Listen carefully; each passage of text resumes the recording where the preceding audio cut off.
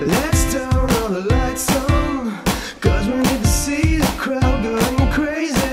My imagination is running wild. Hey everybody, it's Kat here from Dolly Rouge, and I'm back again today to give you a demonstration of and my first impressions of a new product from Kevyn Aucoin.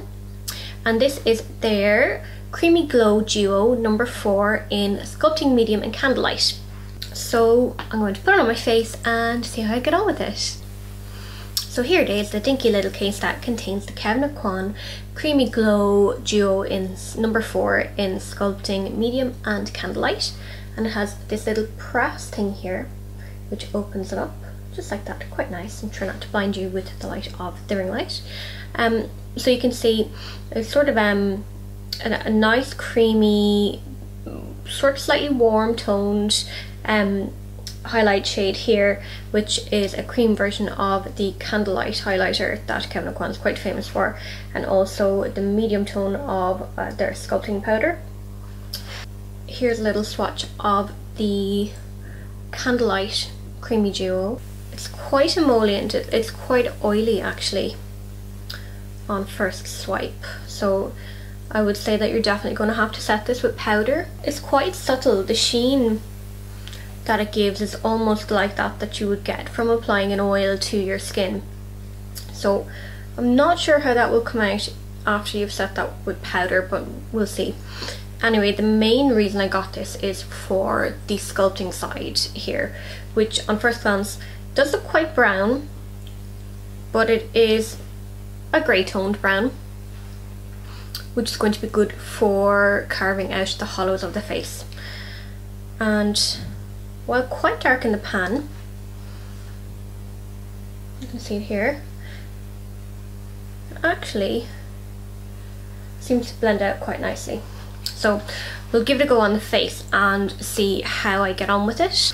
I have a couple of tools to try it out with. I have the Real Techniques contour brush, I have the Real Techniques Expert Face Brush, I also have the Blank Canvas Cosmetics contour brush. This is the F30. So it depends really on the consistency of it going onto the face, which one I would prefer to apply it with. We'll give it a go anyway and we'll see what happens. So I'm just going to apply this just right on the very top of my cheekbones. And I'm using the Real Techniques contour brush to do this.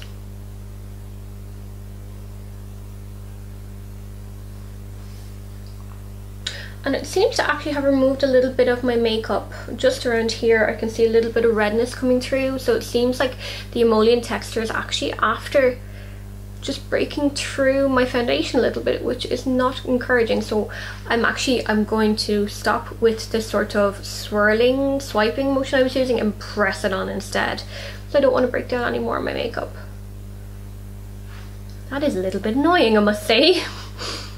Pat it down my nose. Over this one again. It's quite subtle, you can't really even see it. A little bit in the center of my forehead. I like to do that because I find lines there and it just brings the skin out, make them look less recessed. Across here, a little bit on my chin and on top of my lip.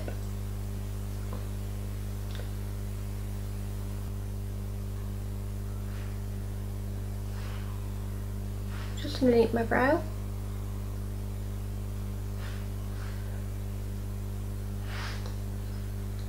And I think that's it. You can see it creates a lovely sheen on the skin,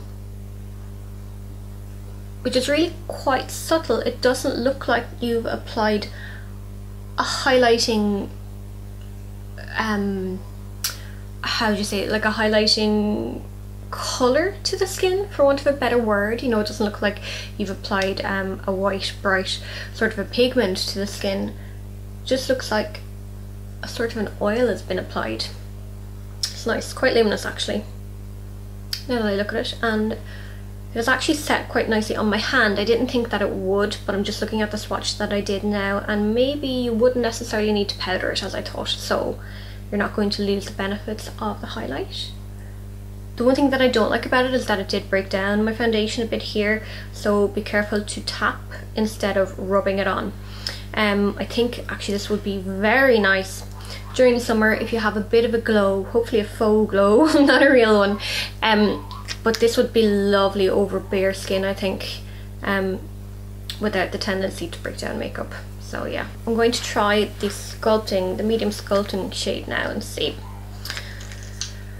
I think I will try the Blank Canvas Cosmetics F30 with it and see how I get on. I might actually change to my Real Techniques contour brush if I'm not particularly liking the way it's applying. We'll see. So I'm just going to swipe it down along it. It's picked up enough? Yes, picked up a decent amount there, so I'll give it a go. I'm just going to take it here from just about to where my ear starts down along, concentrating the majority of it closer to the hairline here, and then blending it down. And you can see it's applied quite thickly there actually. So what I'm going to do is I'm going to take the remainder that's on the brush and bring it around my hairline. I don't really want to put any more along there. I just want to blend it out once I have the remainder of the product off the brush. Bring it down my jaw a bit. Yeah, most of that product seems to be off the brush now, so I'm going to blend it, and I'm going to just brush it upwards like this and downwards, just to blend it out. That's what I like about this brush, it makes contouring so easy. So I'm just going to continue. I'm actually going to put a little bit more. I like to contour using sort of the classic 3 shape, so I'm going to go bring it in a bit to my forehead and curve it around the face and bring it down onto my jawline a little bit more. So I'm going to start just along the hairline and then work it inwards towards the center of the face.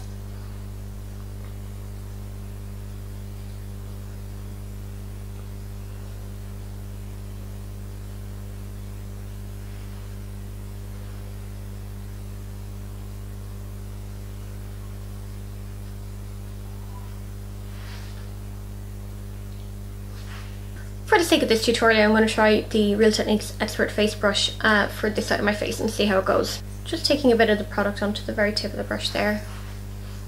And again, I'm going to start here, just around the top of my ear at the hairline and bring it down, following the line of my cheek, if I had one. Rather, where I want my cheek to be.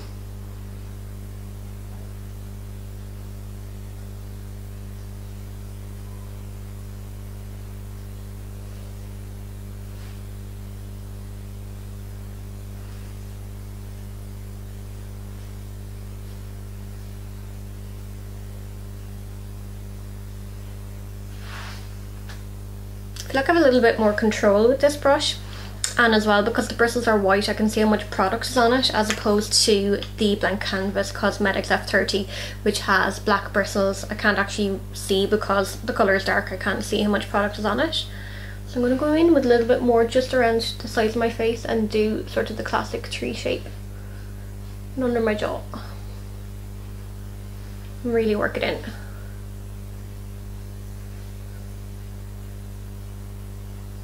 Because this is a cream product, you don't really need to worry about applying too much because as you can see it blends out quite nicely, quite seamlessly, and this colour doesn't seem to be taking away any of my foundation, which is good, as opposed to the Candlelight one which did. I'm guessing it is a little bit oilier, therefore it can break down foundation like an oil cleanser would, if you can imagine that.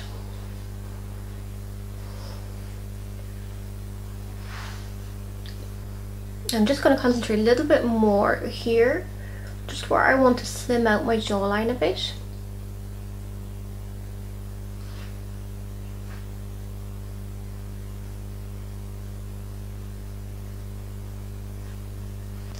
And I'm going to take a little bit down the sides of my nose, and I'm going to try the contour brush for that, just to see how this one works with it.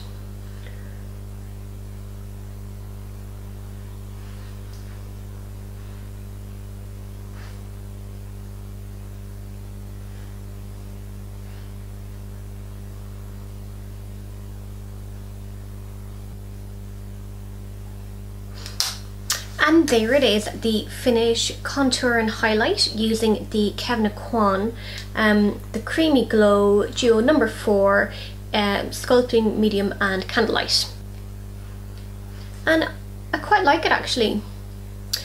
I really do love how the contour looks lovely and natural. It's a good colour, it isn't too orange. While it is brown, it is more of a grey tone brown, and it blends beautifully into the skin. Really, you can blend it away to nothing if you want to, or you can build it up if you so wish. What I don't particularly like about it is how the Candlelight side, the highlight here, is very emollient. It's really quite oily, and the sheen that it leaves is definitely an oily sheen, and because of that, if you work it into the skin, it's going to break down your foundation, as it did for me there. So I'd be inclined more so to maybe tap it on as opposed to working it in with a brush. Other than that, on first impressions, I really quite like it. I think it's a very good price. The duo is, I think I got it for €21 from Space NK and Harvey Nichols, which is a good price for a high-end makeup product, particularly compared to the likes of the Tom Ford highlight and contour palette, which I know you do get quite a bit more quantity in it, but really, are you ever going to use that much highlight and contour? I don't think so. So I do recommend this based on first impressions, but I think I'll have to test it a little bit more to see. But yeah, first impressions are quite good. So now I just need to put on some blush.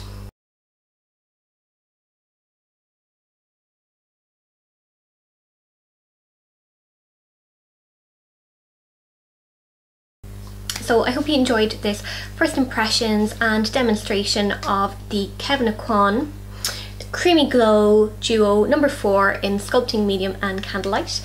And if you have any thoughts about the product, or if you have any other recommendations for highlight contour products, do let me know, because as we all know, highlight and contour is so in at the moment, and I am just really determined to get it perfect. So if you have any tips, please do leave me a comment below and let me know. And thanks a million for watching, guys. Bye!